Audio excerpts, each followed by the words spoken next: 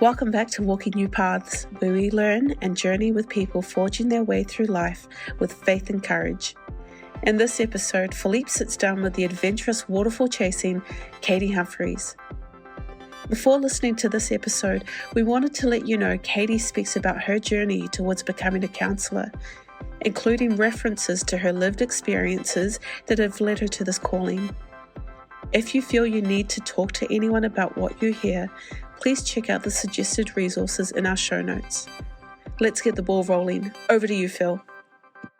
We're excited to have you to the sixth part of this Walking New Series podcast. Welcome, welcome, welcome. I'm joined by an exciting guest who we'll get to know in a second. But before we begin, we just want to acknowledge the traditional owners of this land that you're listening on, wherever that might be. You might be First Nations people here in Australia or beyond. We acknowledge that the elders past, present and emerging, that this land in Australia was never ceded, and we walk towards reconciliation there as well. Where I am in Sydney, that's the Darug people, the First Nations people of this land. So welcome, and we acknowledge your present wherever you are. In this episode, I am super excited to have someone who's joining from Cairns in Queensland. Cairns. Her name is... That's Queensland, yeah, exactly. Yeah. Caitie Humphreys is my name. Caitie Humphreys. Get off of Caitie Humphreys. Might not. Can you introduce yourself to the audience? What would you like them to know? Oh, g'day. Well, all the good things. Caitie, 35. I've just moved to Cairns 2 months ago from Brisbane, Queenslander through and through. And I don't know, I'm a rugby union lover to the max. So the Wallabies won last night, beat France, so very happy about that. And absolutely love getting out into nature. So Cairns is paradise for me. It's been awesome chasing waterfalls every weekend. So I've got a few rapid fire questions. These are some burning questions. So whatever comes to mind, there's a minute on the clock. Are you ready? Ready. Let's do it. What's your favourite song at the moment? Watermelon Sugar High still. I know that's so done. Anyway, yep. Go. Movies or books? Books. Both, but books. What's your favourite meal right now? Moved to Cairns, and there is the best steak I've ever had in my life at this place called Water Bar and Grill, and they just do this phenomenal steak.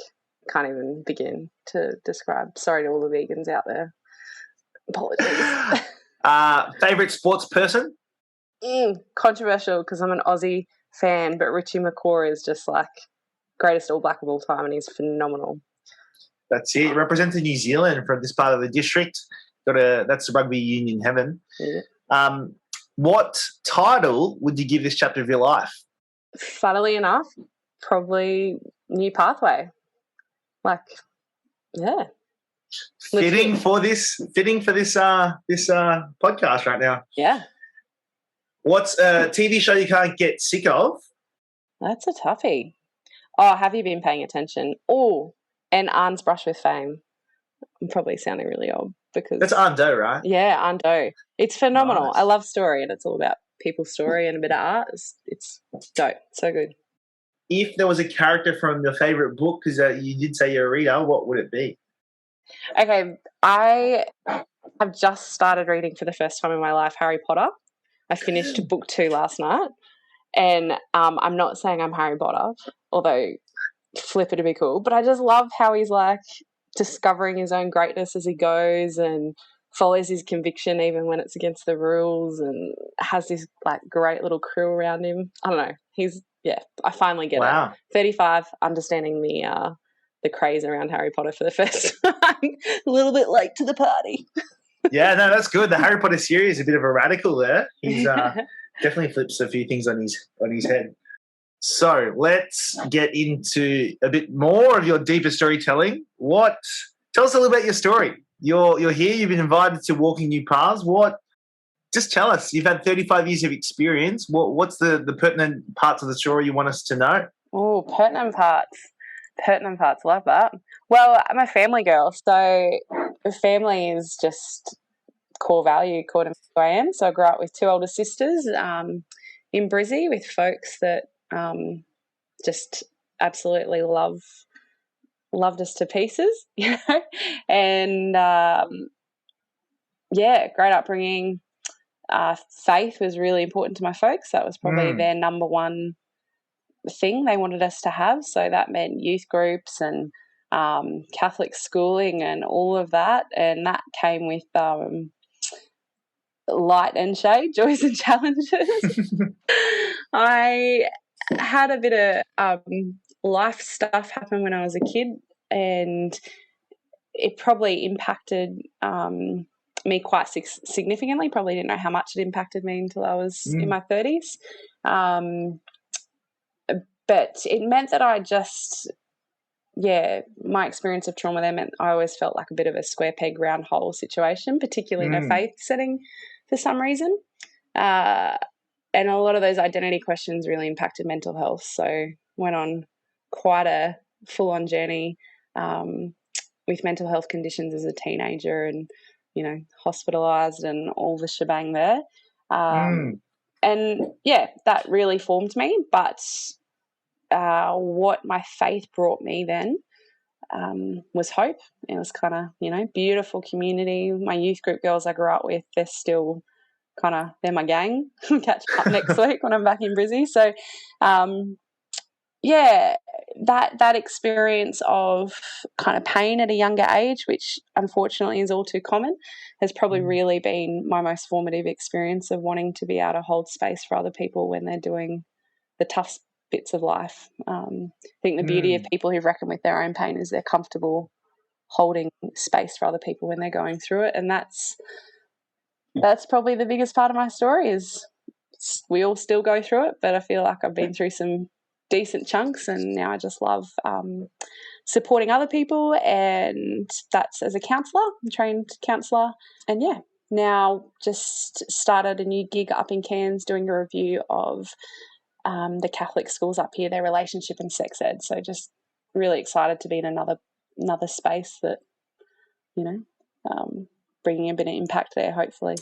Yeah, thanks. That's a big summary for a 2-minute summary of 35 years of experience. I'm sensing a well-reflected life.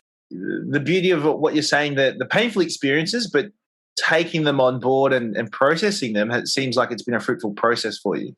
Yeah, honestly, one of my core beliefs is that no pain's wasted in God.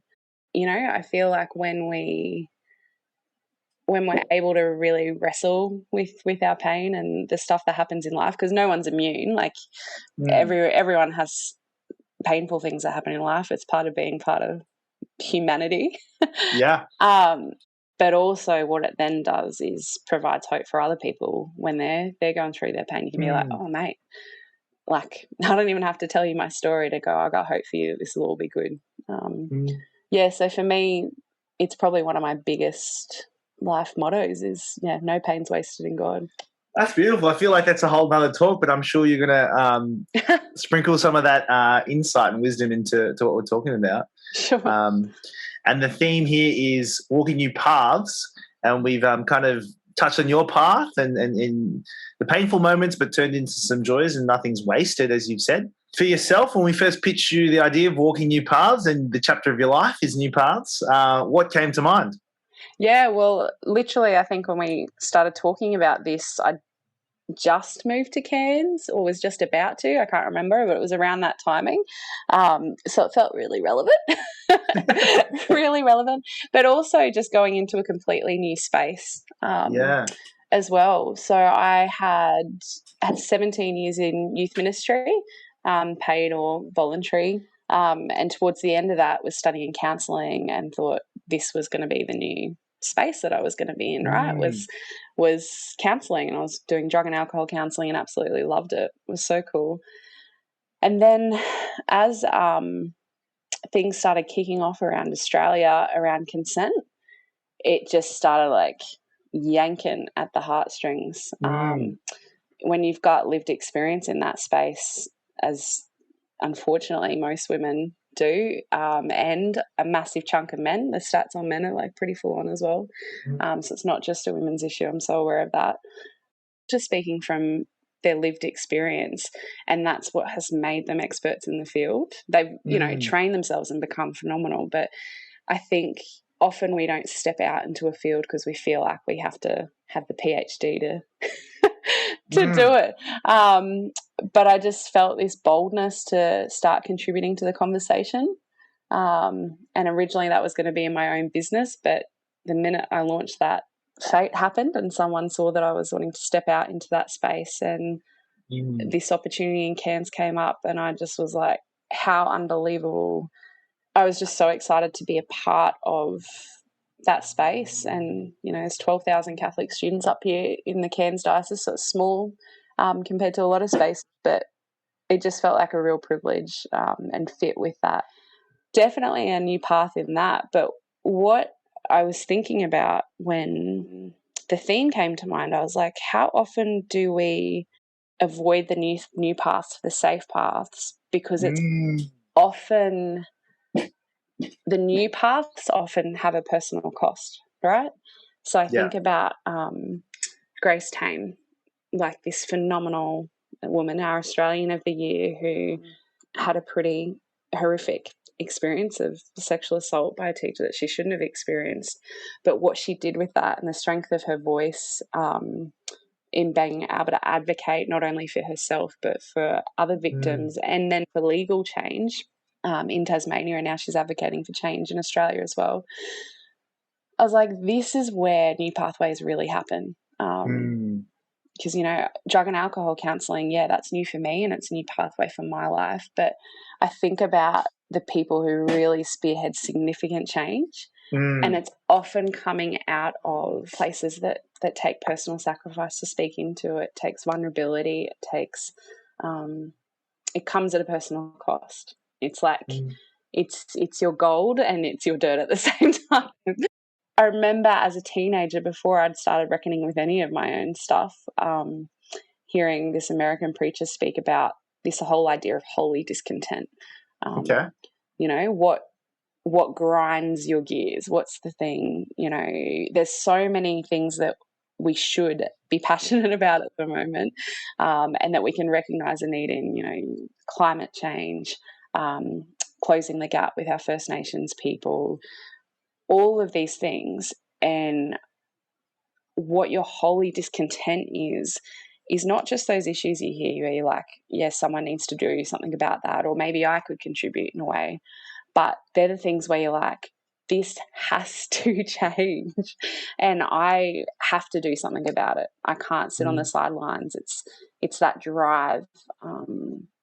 And so for me, it's like when you, out of a place of health and well-being, when you've reckoned with that pain that drives that holy discontent, if it's from a lived experience space, I think when you can then serve the world out of that holy discontent, out of desire of wholeness and healing and hope for others, that's the magic pathway for me. That's the yellow brick road stuff, you know.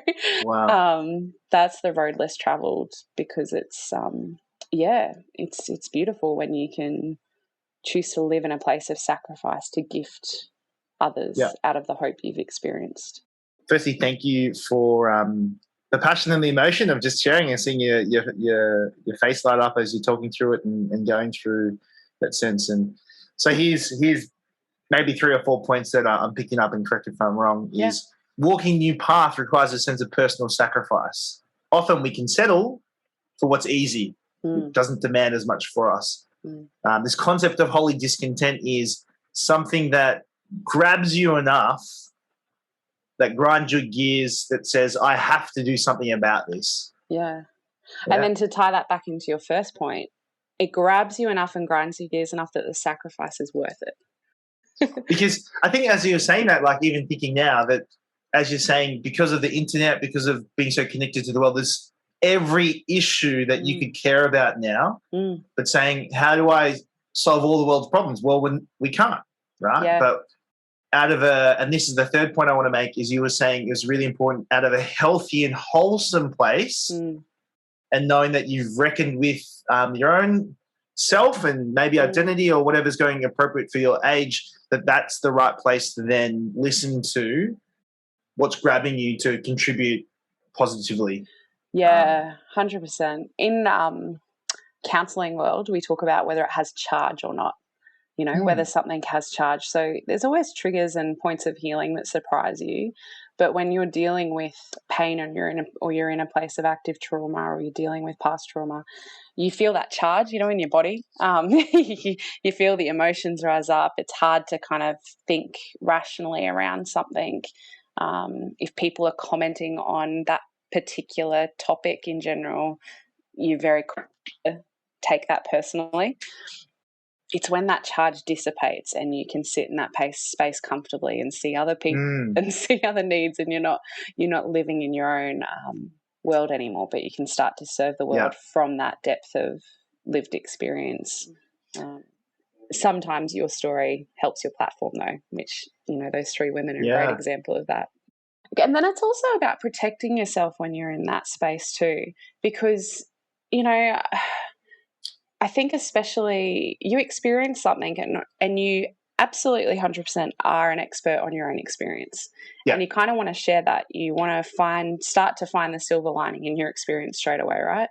And I know I was like this as a teenager, and I know I saw this with teenagers so much, where you just want to start sharing straight away. You want to get that message of hope out there.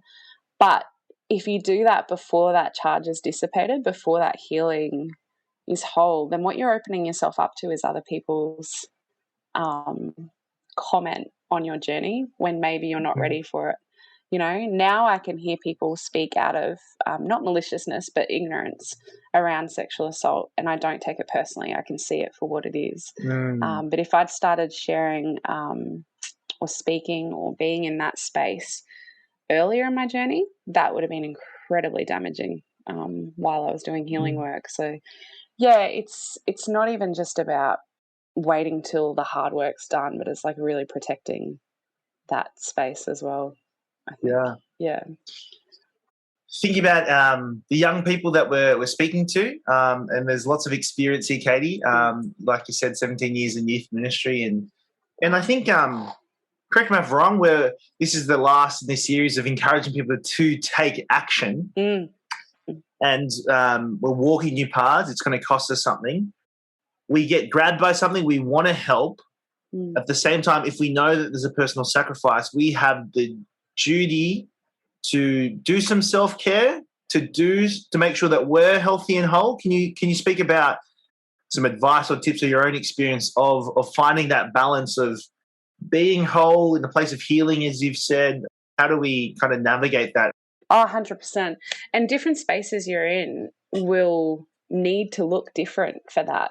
I feel like I've been in a pretty steady whole space with that part of my life for quite a while now.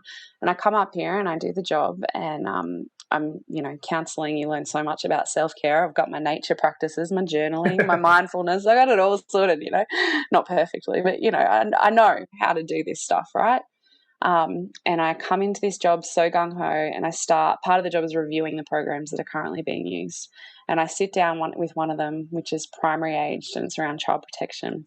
And I digest the whole content in 4 or 5 days, which is not how it's designed to be digested. Yeah. And I'm getting triggered left, right, and center, because you kind of have your own layers of grief when you're dealing with that much stuff concretely, like in such a condensed form. And then on top of that, there's anger. Like, why do we even have to teach our kids about this stuff? It shouldn't exist to have to teach kids. Yeah. So even in a really good place with my own story, and feeling like in a really good place of health and wholeness and healing that's happened there, that need for self-care and boundaries is crucial. And I was in a new space, so I didn't know what that was going to look like. I mean, I look back and I'm like, well, that was a bit stupid to think that was a smart idea to attack it that way, but you live and learn. So for me, it's constantly inner listening. It's constantly getting to know yourself, to know when you're acting out of a place of health and when you're slipping. So for me, it was those self-care practices, even though they're things I need to go to when I'm struggling, they're the last things I want to do. And I think it's because you want to avoid that there's discomfort there. And then it's being smart not being afraid to change how you do things. Like, now I don't look at content in massive chunks like that. Just practically I do content for a morning and professional reading in a different space that's way lighter than what I was looking in, and keep the brain fresh that way. But the other thing that is so crucial, is probably the most crucial thing, is to not think you're done with healing. And then not to be afraid to follow your gut instinct as to where and who you need support for that. So part of, I'm using this as an example, but part of with this role, like, it was really vulnerable for me to go to my new boss and say, this is tough and I don't want you to handle me with gloves. Like, I'm a strong woman. I've dealt with this. Like, we're doing okay. But this is actually taking a personal toll and I need to put some things in place to deal with it. So that continual vulnerability, when you just want to be like, I'm healed, everything's fine, I'm whole, all good, we're like just moving on to the land of rainbows and unicorns, and you just want to get there, and life does get easier and there's so much more freedom, but it doesn't mean you're not human, and these things happen, and in fact, when you stop feeling things, that's when you need to get out, because that's when you've become too hard. And your empathy is dried up, So part of it for me was gratitude is a massive part of my self-care practice as well. It was like, I'm grateful that I'm angry about this, because I should be angry about this. I'm absolutely grateful that I feel this for people. But I'm also grateful that I know I need to learn how to manage that so that I don't burn out and have to check out of the work altogether, Caitie, you're an experienced person, but even at this age, and I think about the young people who are half both of our ages, it does get easier, but it's still hard to share and name what's going on for each of us. You also named, and I want to dig a little bit deeper on this, is the sense of inner listening. You said of knowing your inner self, and that's really contributed to be able to talk and work in the spaces that you do, which are, just to name, are really difficult and really tough, but is, as you're saying, this holy discontent that's grabbed you to do the hard work. Can you give some of the practical ways of how you've learned to listen to yourself, or what's been successful? Yeah, totally. Not long ago, I reckon in the last couple of years, Joseph Gordon-Levitt did this TED Talk, right? And what I got out of it, and I don't think he used these words, was this whole idea of stop craving attention and to start paying attention. And what that looks like for me is when I'm acting out of a place of not fully feeling healthy, of maybe just not being in that like peaceful space, definitely not listening to myself. That's when I'm craving attention. That's when I'm like,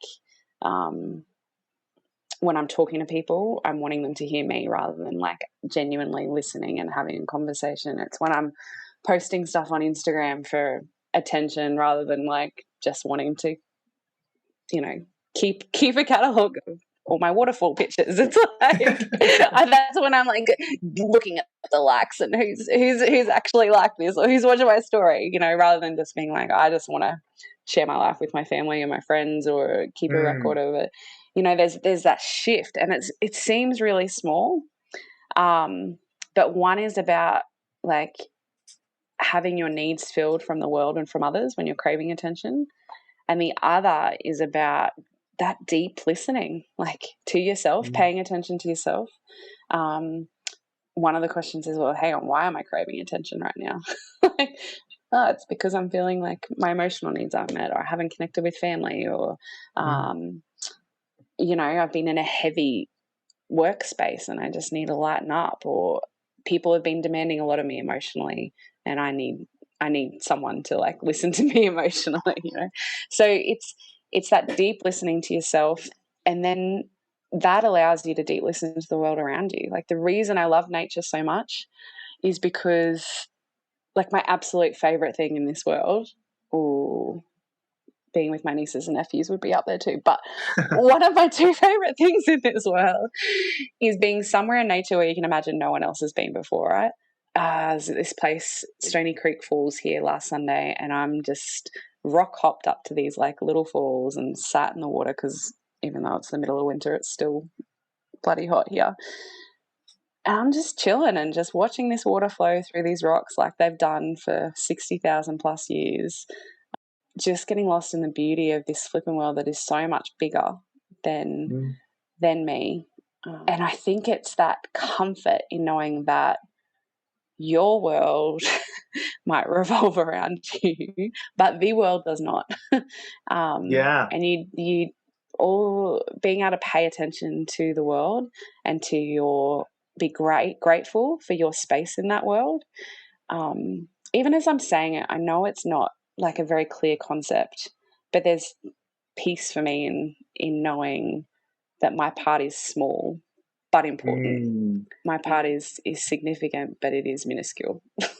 That whole it takes the pressure off, man. Like I remember we didn't have Instagram when I was at school because, like you said, we're flipping old now. But I remember speaking to one of my students, and she had like so many Instagram followers when it first came out. 17-year-old girl with like 25,000 followers, and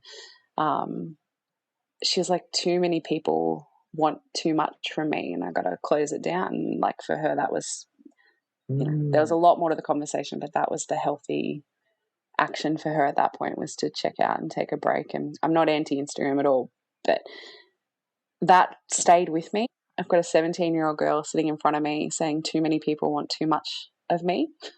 That was not my experience of being 17. But I kind of wish I could have pulled her out of sitting in that schoolyard where we're surrounded by 2,000 other people, plonk her in the middle of nature and be like, just enjoy, man. No one wants anything of you here. Like, your existence is beautiful and part of this full-on, unbelievable creation story, and you matter, but not because other people need you to matter. Like, you are significant and minuscule at the same time, and it's just that's how you walk the new path. Because I know that if something happens, say I didn't take care of myself well and I'm burnt out, not the goal, other people are gonna pick up this as well. Like, this is too important. Other people are already doing it. It doesn't fall on my shoulders. There's no ego in that. If God calls me on a different new path, like there's other areas of my life I'm passionate about as well, then other people will pick this up. The right people pick things up at the right time. And it's that comfort of being significant and minuscule. And if I think about the young people that we support, that's a really important message that, yes, you are the expert in your own life and you're important and you matter and you're loved and you're whole. But not everything rests on your shoulders. Yes, some things do. But you're part of a bigger team, be it the earth, be it your family, be it your teammates, and even the strangers on the street, as you're saying, that there's other people feeling like you're feeling or care about what you care about. And if you need to take a break to be healthily out in the well, I imagine that sense of the waterfall washing over me and nourishing me, that time is valuable, but the stream keeps flowing and other people will step into those parts when you're taking a break. I'm imagining there's quite a few student leaders or potential future student leaders, right? In the Lasallian schools. And in my work with schools, the amount of times I'd see our student leaders burn out because the expectations, whether it was from themselves, their teachers, their fellow peer, their students, that they would hold everything, that they would bloody do everything.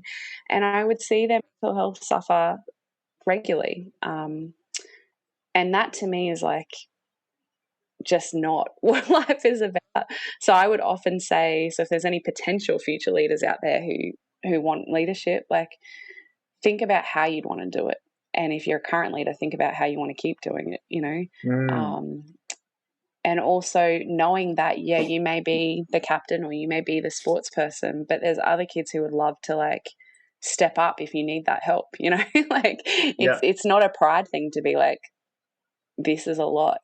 And in fact, it serves the community when you're not everything to everyone else, because other people can step up and and play their part and share that space. I think about my own life. It's not about me either, but that same sense of it is difficult to ask for help. But I, recognizing now as a leader in the place that I'm here, that I know that I have people that I constantly ask for help, and I do that every day.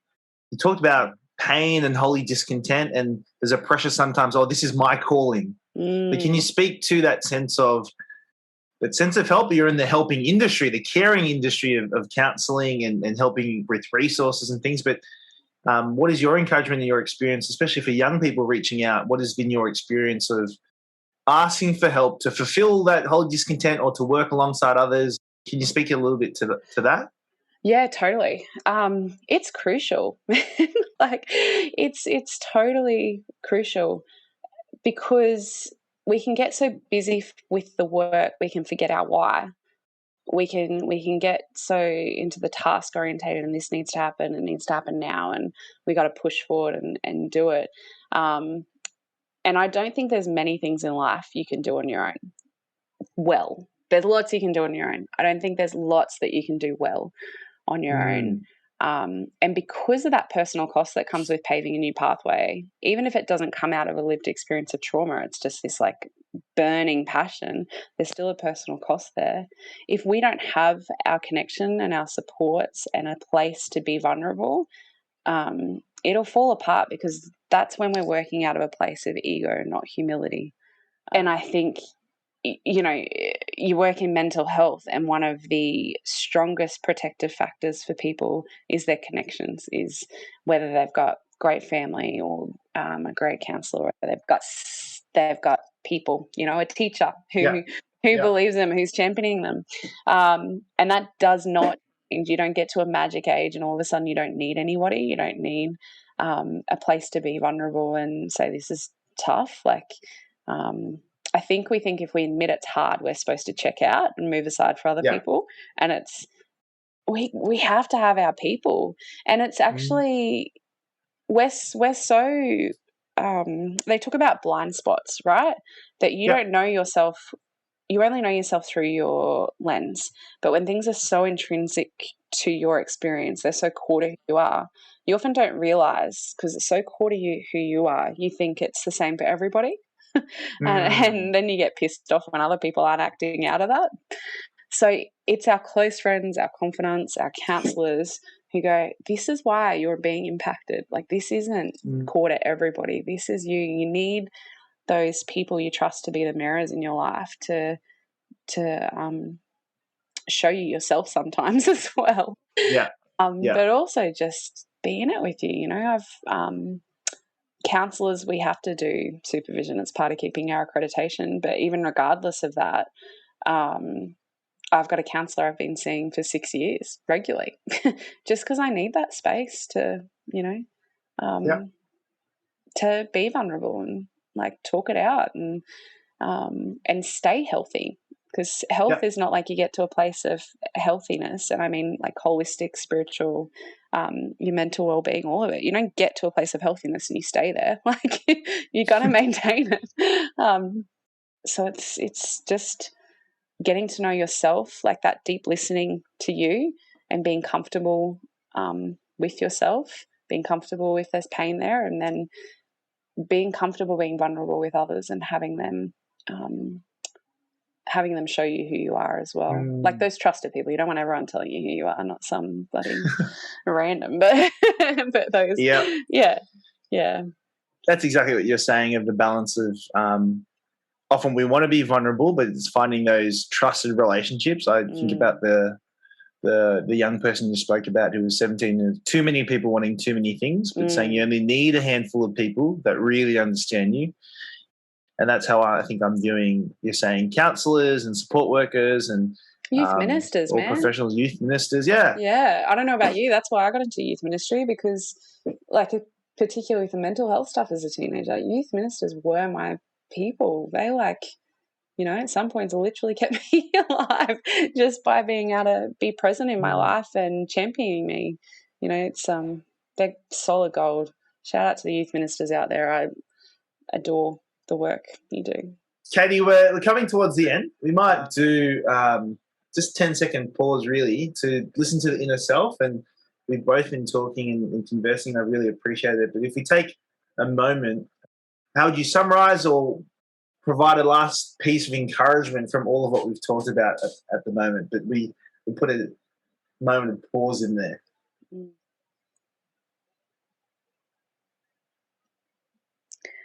I think I just want to say we get so caught up in the stress of what do I do and how do I be significant in this life. And I would just want to say everything you need to live a wild and precious life is within you. It's your story. It's how God's designed you. It's how he wants to use your story. It's the people he's placed around you. So rather than getting caught up in what am I going to do, it's everything you need for that wild and precious life is within you. You know, learn how to deep listen to that. Caitie, just on behalf of everyone who is listening to your wisdom, I just want to say thank you for your authenticity, your vulnerability of not shying away from the painful moments in your story that's aided you on this platform to walk a new path, both in Cairns, but for most of your life, really, to forge into spaces that might be uncomfortable and unruly, but you feel this sense of holy discontent for. So thank you for being in those spaces. Thank you for taking the time with us, and we encourage you on your path, whatever that might be for now. Hey, thanks, Phil. Thanks so much. It was fun.